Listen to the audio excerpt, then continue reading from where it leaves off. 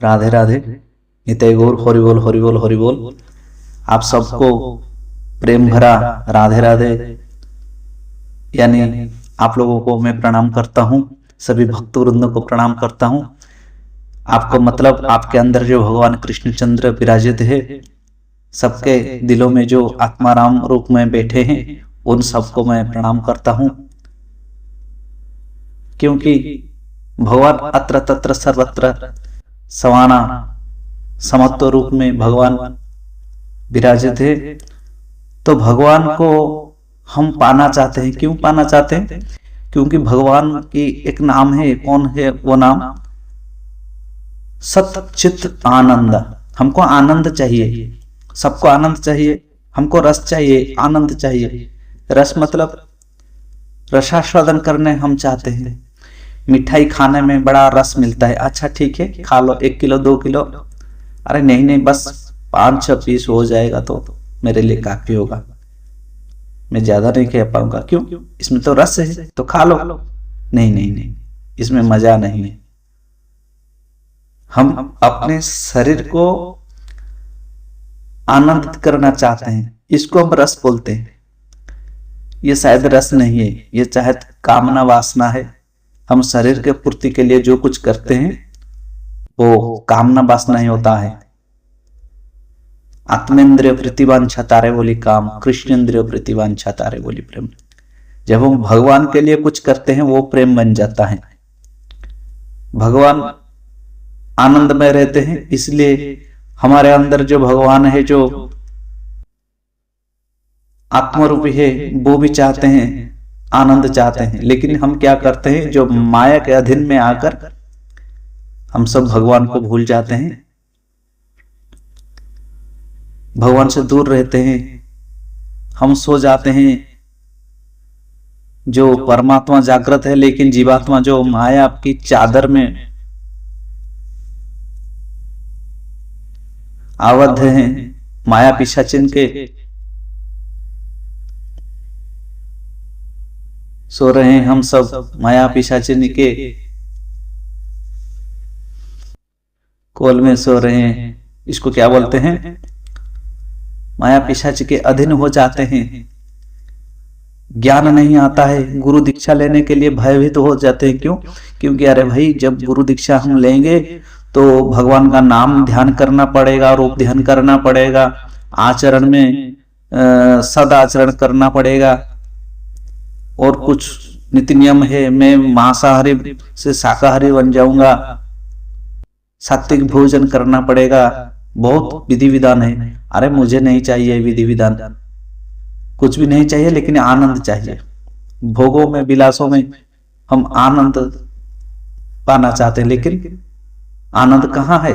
भगवान के नाम में है। भगवान ही है आनंदमय, सत्यचित आनंद। जो सत्य में विचरण करते हैं, अपनी चेतना को जागृत करते हैं, वही भगवान को पा लेते हैं। मतलब हमारे अंदर जो चैतन्य के रूप में जो कृष्णचंद्र विराजित है, अंदर झांकना है, रूप ध्यान करना होता है अपने अंदर। वही भगवान कृष्ण को दर्शन करना पड़ता है, भगवान की लीला को श्रवण करना पड़ता है, भगवान के नाम में कीर्तन करना पड़ता है। अपनी समस्त चिंता को भगवान को समर्पित करके भगवान की लीलाओं में ध्यान करना पड़ता है। आज मेरा पिताजी का तबीयत खराब है, माताजी का तबीयत खराब है। आज अरे कुछ नहीं होगा, मेरे साथ मेरे कृष्ण है, वही जो करेंगे। उनकी इच्छा के बिना कुछ भी नहीं होता है। मैं अपना कर्म करूंगा, लेकिन फल वो देंगे। मैं हॉस्पिटल लेकर जाऊंगा, मैं ये कर लूंगा, वो कर लूंगा, लेकिन फल तो भगवान ही देते हैं। हम सत्य के साथ हैं, जो होगा अच्छा ही होगा, ऐसे मानकर हम चलेंगे तो कष्ट आएगा, जीवन में कष्ट आएगा, लेकिन भवसागर से मुक्त होने का यही एक जीवन है, मानव जन्म, जो 84 लाख योनि भ्रमण करने के बाद इस जन्म मिला है। भ्रमण करते हैं कीट, पशुओं, पक्षियां, वृक्षलता, ये सब योनि के चक्कर खा खा खा कर अभी आप पहुंचे मानव योनि में। ठीक है, ये हो गया भक्ति। भक्ति का मतलब भूज प्लस दिन। जो भजन करता है दिल से हृदय से भगवान का नाम लेता है, जो भी करता है भगवान को समर्पित करके करता है, समस्त इंद्रियों के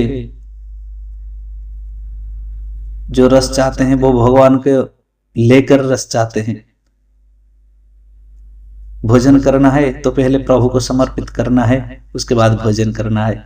नया वस्त्र पहना है, पहले वस्त्र को भगवान को ऊपर चढ़ावा करते हैं, भगवान को ध्यान करते हुए प्रभु जी मैंने नया वस्त्र आज पहना है आपकी कृपा से, तो हो गया, समर्पण भाव हो गया। हम भोग लगाता है, प्रभु इस भोग को मैं आपको लगाता हूं और बाद में जो रह जाएगा तो मैं उसको ग्रहण कर लूंगा आपकी कृपा से। जब हम प्रसाद को भगवान को समर्पित करते हैं, अगर भगवान खा लेंगे तो कोई नहीं देगा, भक्ति भाव से समर्पण करना पड़ता है। प्रभु आपकी कृपा से पहले आप ग्रहण करो, उनके अंदर जो प्रेम भाव है उसको भगवान ग्रहण करते हैं, तो उसी प्रेम भाव से भगवान को समर्पित करना चाहिए। सब अपना सब कर्म, खाते हैं पीते हैं सोते हैं, प्रभु जी मैं चला सोने के लिए, आप भी सो जाओ मैं भी सो जाता हूं, हाँ कल सुबह मुझे जगा देना, तो ऐसे भाव हो जाता है। कभी कभी इसको ही भक्ति बोलते हैं। और भक्ति केवल भक्ति द्वारा श्री कृष्ण को जाना जा सकता है, केवल भक्ति ही द्वारा।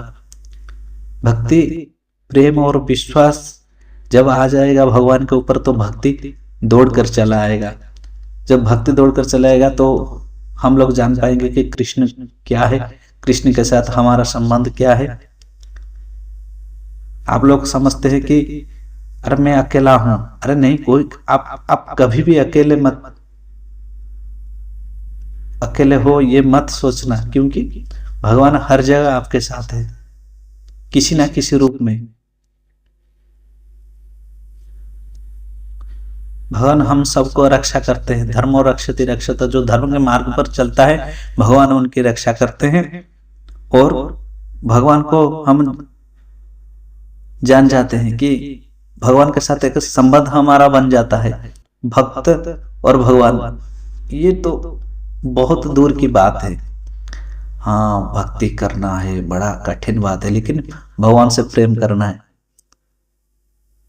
एकदम बराबर फट से हो जाएगा, क्योंकि भगवान के रूप को देख लो यार, इसलिए रूप ध्यान करना पड़ता है। भगवान के रूप को देख लो, बांसुरी हाथों पर और तेरी मंद मंद मुस्कनिया पे बलिहार प्यारे जू, बलिहार प्यारे जू।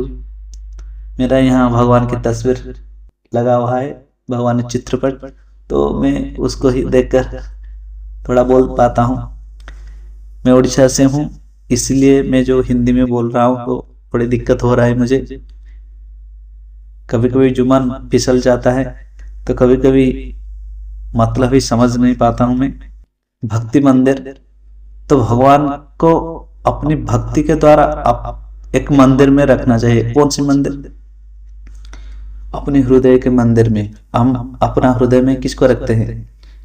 हमारे परिवार को, आत्मीय स्वजन को रखते हैं, हमारे जो कर्म क्षेत्र है उसको रखते हैं, जाने पहचान वालों को रखते हैं। इसी तरह जैसे माँ बाप भाई बहन बीबी बच्चे सब रहते हैं ना,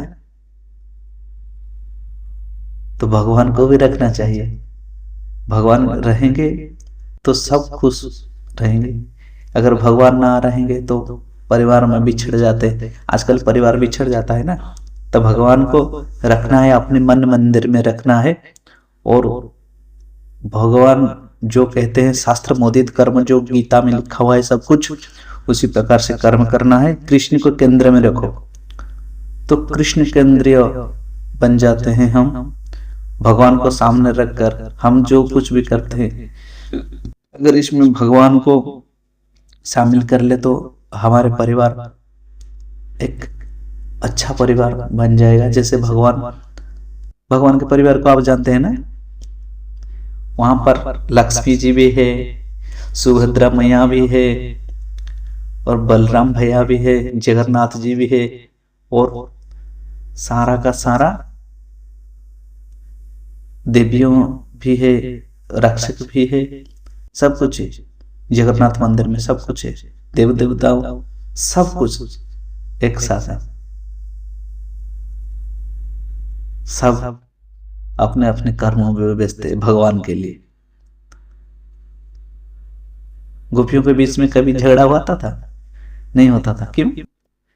क्योंकि जितने गोपी हैं उतने ही कृष्ण हैं।